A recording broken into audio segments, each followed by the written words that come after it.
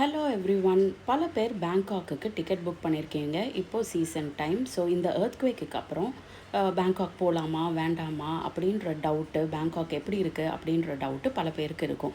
அதுக்காக தான் நான் இந்த வீடியோவை போஸ்ட் பண்ணுறேன். எல்லாருக்கும் தெரியும், போன ஃப்ரைடே மியான்மரில் 7.7 ரெக்டர் அளவுக்கு ஒரு பெரிய எர்த்குவேக் வந்தது. அதோடைய ஆஃப்டர் எஃபெக்ட்ஸ் நிறைய வந்து பேங்காக்ல இருந்தது. பேங்காக்லேயும் ட்ரெமர்ஸ் இருந்தது. அங்கே ஒரு பெரிய பில்டிங் வந்து தரமட்டமாக ஆக்கப்பட்டுச்சு.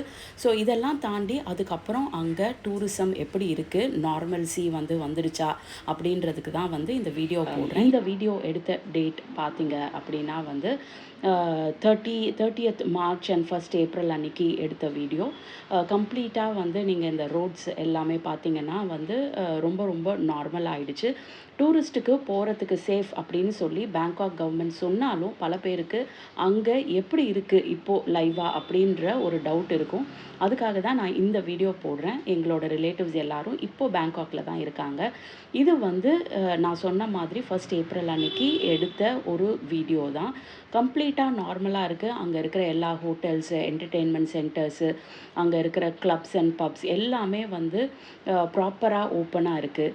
எந்தவித ஒரு ஒரு ப்ராப்ளமும் வந்து இப்போதைக்கு வந்து அங்கே இல்லை. அண்ட் எந்தவித கயோஸும் அங்கே இல்லை.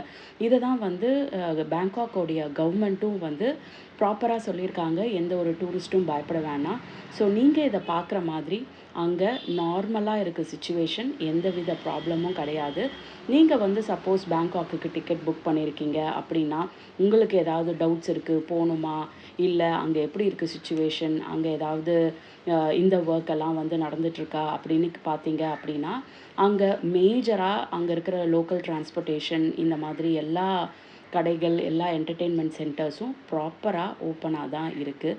நீங்கள் தைரியமாக வந்து டூரிஸ்ட்டாக இருந்தீங்கன்னா அங்கே தைரியமாக போகலாம்.